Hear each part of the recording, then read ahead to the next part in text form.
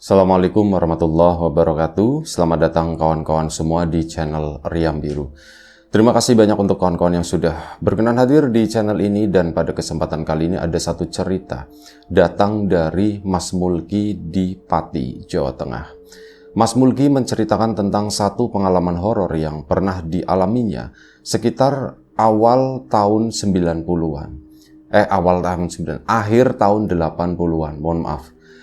Nah, di akhir tahun 80-an itu, Mas Mulki kan kondisinya masih kecil ya. Usia mungkin sekitar 6 atau 7 tahun. Dan waktu itu karena memang badannya itu juga kecil. Nggak seperti teman-teman yang lainnya yang ya mereka tuh bongsor-bongsor. Kalau nggak bongsor, pendek, cuman gendut seperti itu. Nah, Mas Mulki itu nggak, udah kecil, badannya itu kurus. Main dengan anak-anak di kampung yang pada masa itu, tahun 90-an, ya dalam tanda kutip itu liar gitu ya. Jadi mainnya tuh ke kebun, kemana-mana, permainan-permainan adventure seperti itu kayak udah jadi makanan sehari-hari. Nah, karena itu tadi, karena kondisi badan yang kecil seperti itu, meskipun secara usia sama mereka gitu ya. Ya memang Mas Mulki termasuk anak-anak yang usianya tuh relatif lebih muda dari yang lain. Cuman ada beberapa dari mereka itu yang seusia. Tapi justru yang seusia itulah yang boleh dibilang jahat ke Mas Mulki. Jadi saat waktu masih kecil, dia itu pernah mendapatkan kayak semacam perilaku bully gitu dari teman-temannya. Karena alasannya itu tadi, karena kecil, nggak dianggap, paling lemah di antara yang lain, akhirnya seperti itu. Dapat julukan, ya julukan nggak enak lah, tapi nggak usah disebutin di sini karena ya kita tetap fokusnya menyebutnya Mas Mulki gitu ya.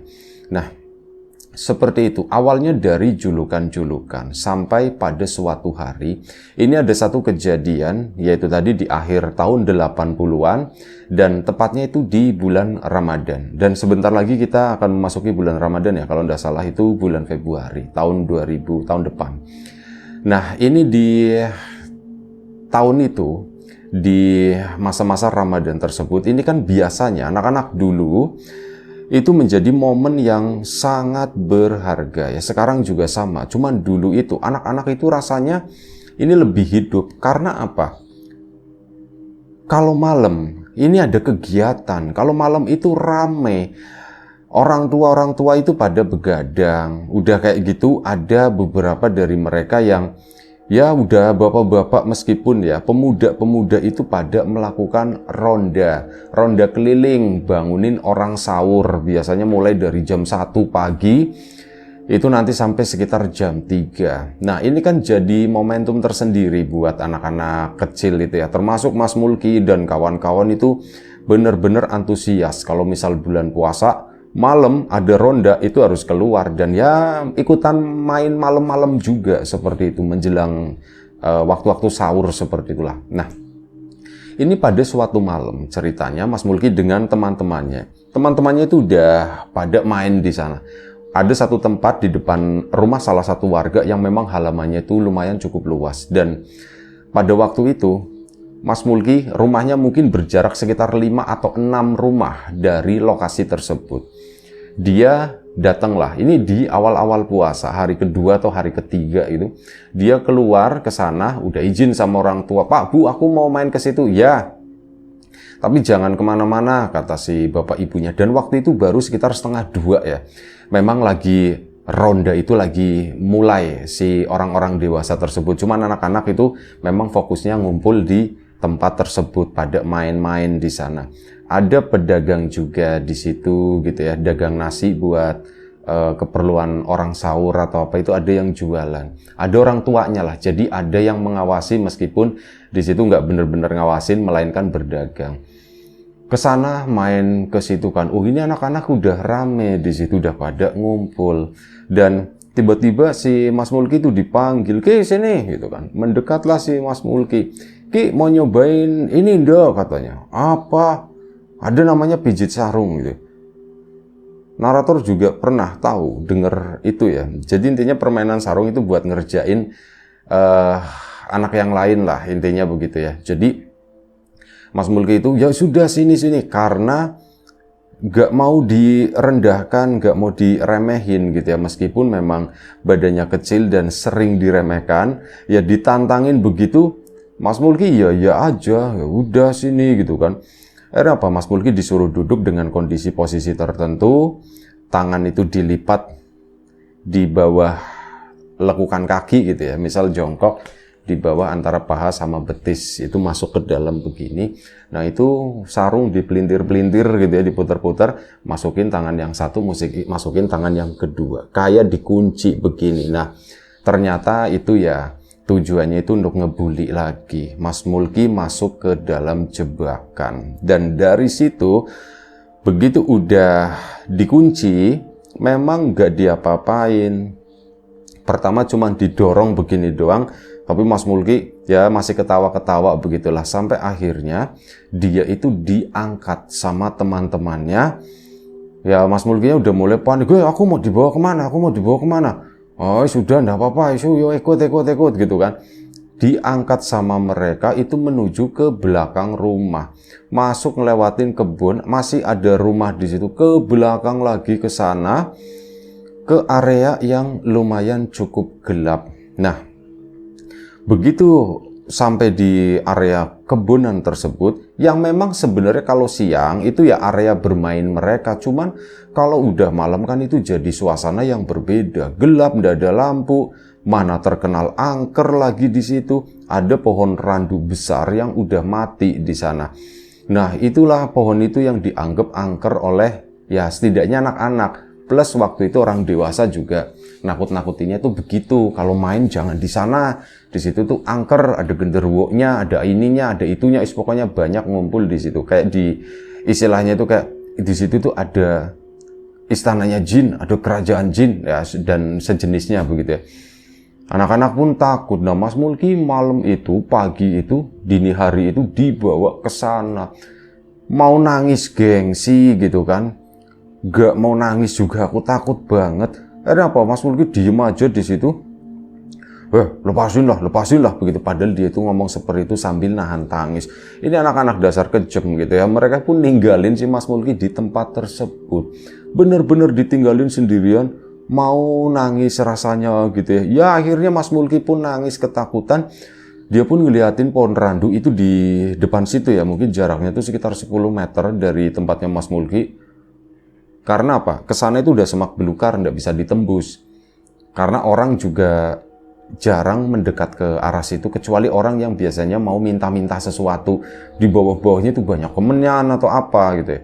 Nah ini Mas Mulki ditaruh di sana, ditinggalin sama teman-temannya. Dia pun udah mau nangis, udah nangis malah waktu itu. Cuma nangisnya tuh nangis nggak bersuara karena gengsi. Barangkali nanti ada yang denger aku nangis, nanti dibully lagi seharian besok. Gak enak banget. Jadi nangis pun tetap ditahan-tahan, ketakutan. Dia berusaha melepaskan diri dari ikatan sarung itu. Tapi semakin dia berusaha melepaskan, rasa-rasanya jeratan atau ikatannya itu makin kencang, makin kuat.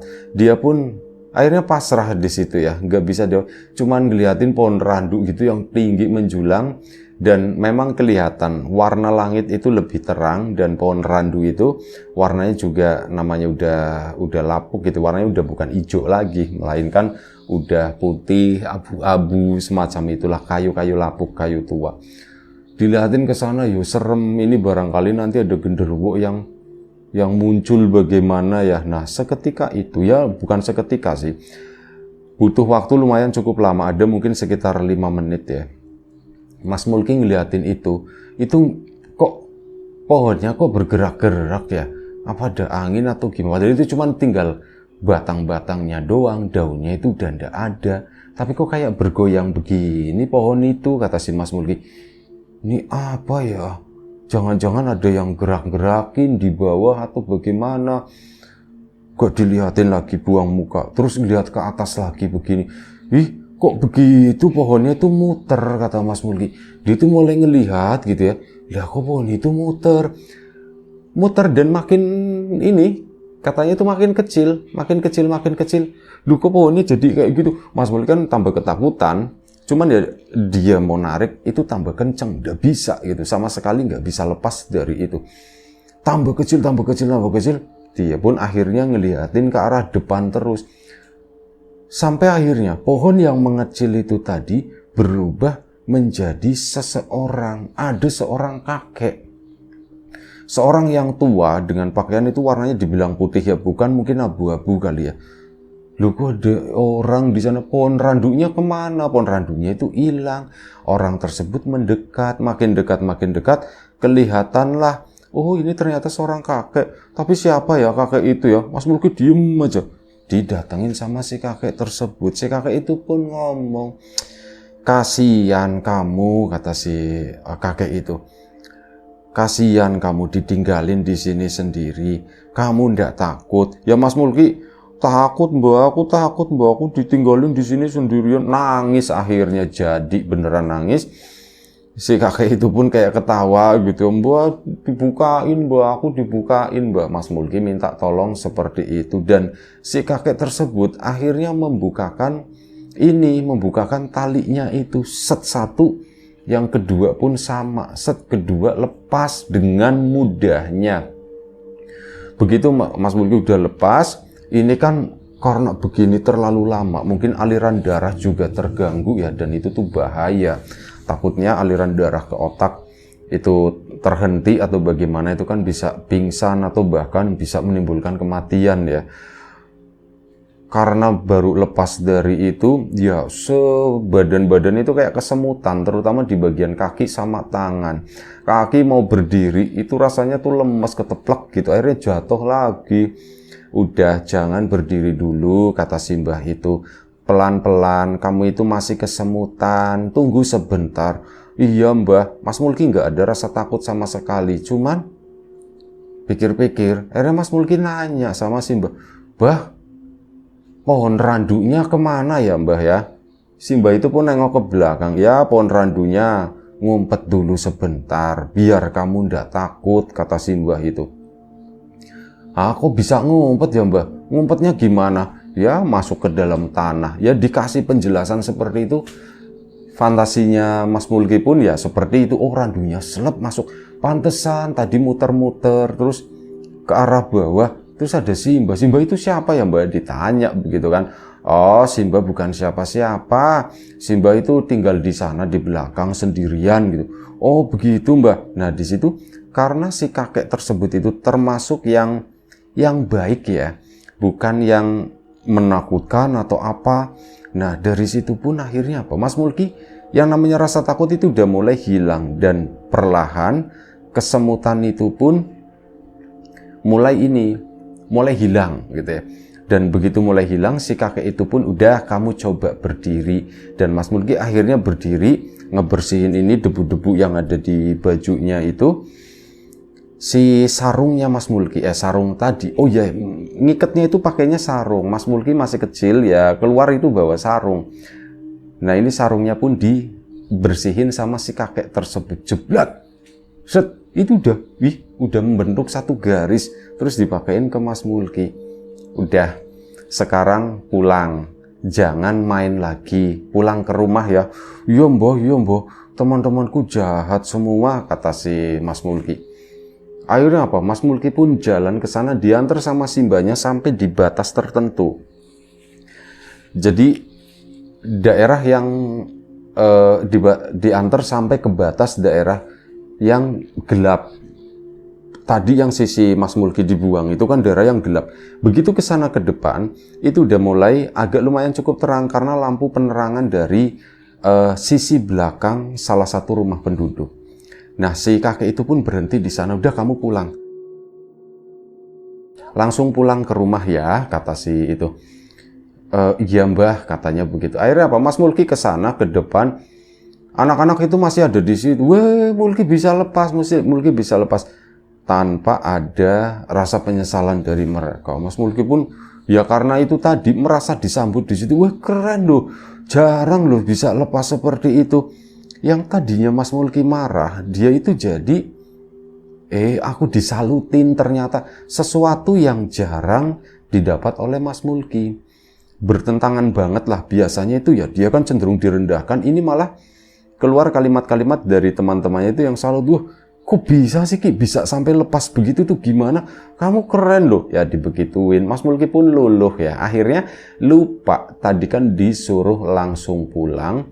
Lah ini dia malah akhirnya jadi nongkrong di situ lagi, dan baru 5 menit merayakan kemenangan tersebut, ini tiba-tiba ada angin kencang, bus gitu.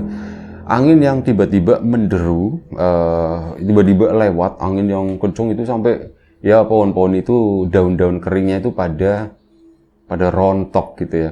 Dan seketika itu, ini teman-teman itu pada jatuh semua. Teman-teman yang tadi ngebully itu ada 6 orang.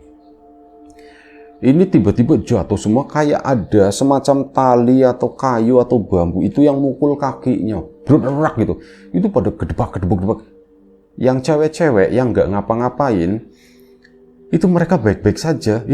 Kok pada jatuh semuanya seperti itu. Dan saat itu, ini ke-6-6-nya, mereka tuh ketakutan, mereka tuh nangis. Pada nunjuk-nunjuk sesuatu, nunjuk ke satu arah. Nunjuknya tuh kayak ke belakang rumah. Ini rumah yang tadi halamannya dipakai buat main, itu nunjuknya tuh ke atas, ke sana. Mas Mulki dan teman-teman yang nggak apa-apa, itu kan bingung. Emang ada apa sih kok mereka kayak ketakutan? Mereka tuh sampai jalan itu kayak mau lari kabur tapi nggak bisa. Dan terus ke sana minggir-minggir sampai ke jalan.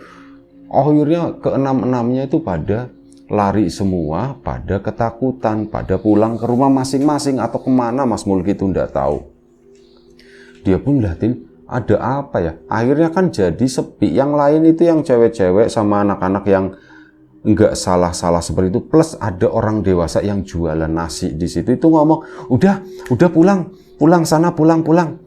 Disuruh pulang semuanya. Akhirnya pada pulang, Mas Mulki pun pulang. Ya ini si ibu-ibu itu ngomel-ngomel, "Dasar bocah Ki, kamu ndak apa-apa kan Ki?" Ya ngomel-ngomel itu. "Aku ndak apa-apa Wak," gitu kata si Mas Mulki. "Iya mainnya begitu gitu." "Oh kamu dibawa ke sana tadi?" "Iya mu, tak pikir nggak dibawa ke sana. Kalau tahu dibawa ke sana tak omelin itu anak-anak." Jadi si yang dagang nasi itu juga ndak tahu, dikiranya itu ya cuman ke belakang begitu doang gitu kan. Ternyata dibawa sampai ke deket randu. Karena sudah, Mas Mulki pun pulang ke rumah. Pulang ke rumah baju kotor dan yang lain-lain ya orang tuanya. "Nah, lo kamu habis main apaan Ki?" "Oh, aku nggak main apa-apa," katanya. "Lo kok baju bisa kotor seperti itu?" Tadi jatuh. "Besok nggak usah main lagi malam-malam." Aduh, dapat begitu, sedih Mas Mulki. "Bu, jangan gitulah, bukan ini bulan puasa, yang lain juga pada main di luar." "Iya, cuman kalau kayak gini lagi, awas kamu, besok nggak usah main lagi," kata ibunya. "Ya bu, enggak bu. Mas Mulki merahasiakan cerita tadi dari kedua orang tuanya. Nah, akhirnya sudah, waktu pun berjalan, sahur dan yang lain-lain, Mas Mulki pun akhirnya tertidur. Yang lain pada, Mas Mulki nggak puasa, waktu itu belum puasa. Bapak sama ibunya lagi sahur, dia malah molor gitu ya. Sampai pagi, sampai jam waktunya sekolah. Sekolah waktu itu masuk itu jam 8, agak sedikit siang. Nanti tetap pulangnya jam 10, nggak puasa pula. Berangkat ke sekolah seperti biasa.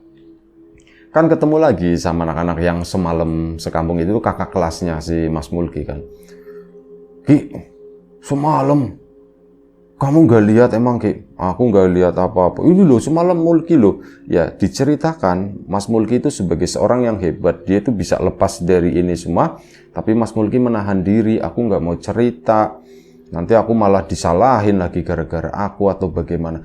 Nah ini anak-anak itu akhirnya pada cerita sebelum masuk sekolah. Katanya mereka itu semalam setelah terjatuh, itu yang tiba-tiba dia jatuh, itu melihat ada satu sosok itu gede banget di atas rumah, lebih tepatnya itu di belakang rumah, dan kayak megangin rumah begini. Itu matanya itu katanya warnanya merah nyala, ya mirip kayak sosok genderuwo yang digambarkan di film-film kali ya, mungkin seperti itu bentuknya. "Sumpah Ki, aku ngeliat begitu Ki. Kamu juga lihat kan?" "Ngeliat, tapi yang lain itu enggak." Aku nggak ngeliat apa-apa, kata si itu ya. Si Mulki juga, kamu lihat Ki? Enggak, aku nggak ngeliat apa-apa, kata si Mulki. Ya tapi beneran sumpah, ya kamu ngeliat atau? Yang berenam itu melihat. Tapi yang lain itu mengaku enggak. Ada satu lah yang mengaku, ya aku juga melihat, padahal dia nggak ada hubungannya. Setelah dipikir-pikir, alah dia mah cuman FOMO doang, ikut-ikutan gitu ya intinya. Nah sudah dari situ pun Mas Mulki mikir, itu apa ya? Apa jangan-jangan genderuwo yang ada di Pohon Randu? Pulang sekolah, aku mau lewat situ Jadi dekat sana itu ada sebuah pohon randu. Ngelemak itu kan tinggi gitu ya. Jadi dari sekitaran situ itu kelihatan. Nah, ada jalur yang paling dekat sama pohon randu tersebut, dan itu juga jalur alternatif yang biasa dilewatin oleh teman-temannya Mas Mulki. Pulang sekolah pun lewat ke sana, lewat randu tersebut, dan pohon randu mati itu masih berdiri. Pohon randunya masih ada. Berarti udah keluar lagi dari tanah ke sana. Gimana ya? Alah sudahlah, aku pulang aja, pulang. Akhirnya pulang ke rumah. Nah siang-siang itu kan rame. Anak-anak itu area situ area yang adem, biasa buat main. Wes ngumpulnya anak-anak dari beberapa titik di kampung tersebut. Ini kalau misal Mas Mulki itu mungkin kayak ngumpulnya tuh satu RT. Nah dari RT yang sisi, misalkan Mas Mulki sisi selatan, dari sisi utara, sisi barat, sisi timur, itu kan RT-RT yang beda. Nah itu juga ngumpulnya di situ, makanya jadi saling kenal antar satu daerah dengan daerah yang lain. Nah, mumpung momen lagi anak-anak lagi pada ngumpul di situ, dan waktu itu siang ya, sekitar jam 2 siang, di situ adem, anak-anak pada main-main di sana. Dia itu Mas Mulki coba buat nengokin ke arah randu, karena kelihatan dari situ ada satu titik jalan masuk di sana ya. Cuman beda dengan titik semalam Mas Mulki dijatuhin. Kalau misalkan titik Mas Mulki dijatuhin itu titik selatan, ini pintu jalanan yang biasa dipakai oleh orang buat minta-minta itu biasanya sisi barat. Jadi ada jalanan kecil, Mas Mulki pun lewat ke sana. Ya di situ kelihatan banyak sesajen-sesajen yang udah pada kering. Ada bekas-bekas bakaran kemenyan, ada bekas-bekas bakaran dupa waktu itu. Lihat masuknya gimana ya? Dipikir-pikir, kok bisa masuk? Muter, masuk keluar lagi. Tapi tanahnya kok ini kayak nggak ada bekas dipacul atau apa ya, kepikiran sendiri seperti itu. Sampai akhirnya Mas Mulki dikagetin. Jangan main di sini. Itu dari samping itu kakek-kakek yang tadi malam. Hah, Mbah? Kok di sini, Mbah? Gitu kan. Udah, jangan main di sini. Jangan main di sini. Sana pulang. Sana kumpul sama teman-teman kamu. Iya mbah. Mas Mulki pun akhirnya balik lagi ke situ ya, karena diomelin ya, disuruh pergi ke sana. Yang ngumpul lagi sama teman-temannya, ngelongok ke situ, ke daerah randu. Si kakek itu udah ndak ada, dan akhirnya Mas Mulki setelah begitu pulang sore harinya, itu mungkin sekitar jam 3:30 ya, jamnya mandi sore, siap-siap untuk nongkrong nungguin buka puasa waktu itu. Kalau enggak bantuin ibu beliin es batu. Itu momen yang menyenangkan buat Mas Mulki. Harus jalan ke sana, deket jalan raya, belok kanan ada depot es di situ, rame. Nah Mas Mulki seneng, beli 500 perak waktu itu, dapat gede sekotak, diikat pakai tali biar nggak licin. Itu disrek dulu, digaris gitu ya, biar nggak merosot talinya. Gergajinya itu juga gede, kata Mas Mulki. Itu adalah momen yang menyenangkan, karena apa? Dia nggak sendiri, nanti rame yang ikutan itu. Nah, sore harinya saat itu, ternyata informasi mengenai Mas Mulki dibully sampai ke orang tuanya Mas Mulki. Kamu katanya tadi, waktu malam itu tuh, ini ya, dibawa ke sana ke belakang deket randu ya. Dapat info dari yang jual nasi ternyata.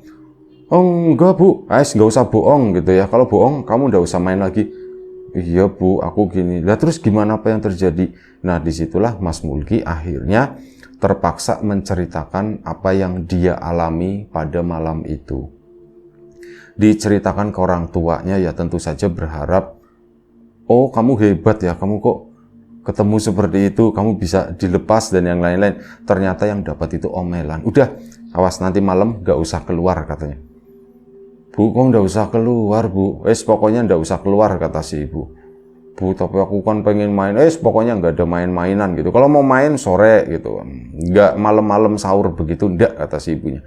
Ada ya sudah, semenjak saat itu, ya ini satu penyesalan bagi Mas Mulki, karena apa, semenjak saat itu ya Mas Mulki ndak boleh keluar saat sahur. Cuman ternyata dilalahnya, mungkin anak-anak juga udah mulai pada bosen atau apa ya. Orang dewasa itu masih banyak ya, itu beli di warung nasi itu ya. Itu bukan warung sih, itu jualan pakai meja begitu doang. Nah itu ya rame warga-warga yang ini. Sama ada 1, 2, 3 anak lah. Nggak seramai saat awal-awal puasa. Ya dari situ lumayan cukup menghibur lah. Ki, kamu kenapa nggak pernah keluar? Aku masih tidur jam segitu. Kamu udah puasa ya Ki ya? Aku puasa. Jadi dulu Mas Mulki itu mungkin sama di daerah kawan-kawan juga ya. Di daerah narator juga sama. Dan narator salah satu pelakunya. Sewaktu masih kecil sampai SD kelas berapa itu ndak puasa. Cuman pura-pura puasa. Nah untuk mengakali hal itu ada satu tren di antara anak-anak. Ciri-ciri orang yang puasa itu suka meludah. Ya jadi begitu, ikut-ikutan suka meludah gitu biar dikira puasa. Puasa enggak puasa lah. Ya kayak gitu kan. Nanti sampai rumah makan gitu. Ya tetap aja di luar puasa, di rumah enggak puasa. Kalau sekarang kebalikannya, di luar enggak puasa, di rumah puasa. Nah, orang-orang ya maksudnya. Kalau narator sih rajin lah insya Allah. Ya seperti itu satu cerita dari Mas Mulki, dan sedikit banyak ini membawa ke belakang sana ya, ke tahun-tahun 80-an, 90-an seperti itu. Kalau narator sendiri itu kan lahir tahun 50-an, jadi guys, enggak bercanda. Udah, itu aja, enggak usah terlalu panjang. Terima kasih banyak Mas Mulki atas ceritanya. Membahagiakan karena jadi keinget masa-masa dulu gitu ya. Meskipun ya cerita tadi jadi nge-mix gitu ya dengan info-info yang narator alamin juga pada masa-masa itu. Terima kasih banyak atas ceritanya. Kawan-kawan di rumah juga terima kasih banyak atas support dan dukungannya udah nontonin channel Riam Biru ini. Dan kawan-kawan ya terima kasih ya. Untuk kawan-kawan yang sudah memesan bawang gorengnya Wiji, kami mengucapkan banyak-banyak terima kasih. Untuk kawan-kawan yang belum sempat memesan, ditunggu pesanannya. Untuk kawan-kawan yang sudah mampir di channel Lapak Horor juga terima kasih banyak udah mampir. Dan doa terbaik tentu saja untuk kawan-kawan semua, semoga selalu diberi kemudahan dalam hal apapun, termasuk kemudahan dalam hal rezeki. Yang sakit segera diberi kesembuhan, yang sehat tetap dijaga kesehatannya. Baik, sampai jumpa di episode selanjutnya Riam Biru. Jaga kesehatan kawan-kawan tentu saja. Sekali lagi terima kasih banyak. Assalamualaikum warahmatullahi wabarakatuh.